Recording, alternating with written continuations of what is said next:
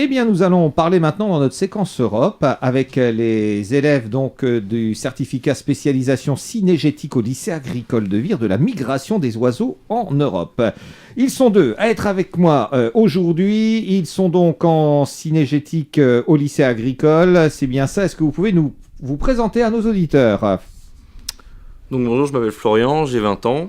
Je fais des études dans la protection de l'environnement et je suis en stage à la Fédération des chasseurs du Calvados. Donc je voudrais par la suite devenir technicien cinégétique dans une fédération de chasse. Et on a également Rémi. Oui, bonjour, je m'appelle Rémi, j'ai 21 ans, j'ai une formation essentiellement forestière, donc un BTS gestion forestière et une licence professionnelle. Et actuellement, je suis en contrat de professionnalisation avec l'ONF, donc l'Office national des forêts, dans le but de devenir technicien forestier, mais plus spécialisé chasse. D'accord. Concrètement, alors qu'est-ce que la migration des oiseaux, puisque c'est ça dont vous allez nous parler aujourd'hui ? La migration des oiseaux, c'est un mouvement d'oiseaux à l'échelle internationale pour gagner des zones plus accueillantes en fonction des saisons. Donc c'est un phénomène de migration qui ne concerne que quelques espèces d'oiseaux. Donc certaines sont protégées et d'autres chassables. À quelle période migrent-ils alors ?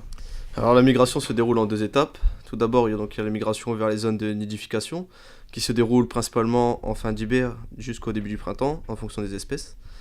À la suite de leur reproduction, les oiseaux effectuent une deuxième migration dans le but de rejoindre leur zone d'hivernage où la nourriture y est plus abondante et les températures plus clémentes. Quel est le rôle de l'Europe envers ces espèces migratrices ? Pour commencer, l'Europe est une terre d'accueil pour un grand nombre de ces oiseaux, entre autres la France, la Belgique, les Pays-Bas, etc.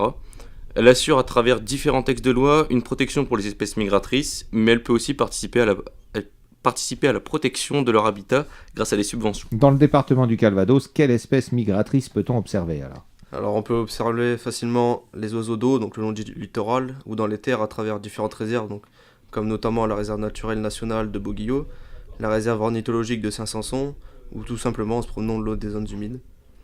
Parmi les espèces facilement observables, on peut citer la bécassine des marais, la sarcelle d'hiver, le canard pilé, la tadorne de Belon, mais également quelques oiseilleuses. Bon, on terminera avec les oiseilleuses alors. Ok, très bien, merci, à une prochaine fois, au revoir.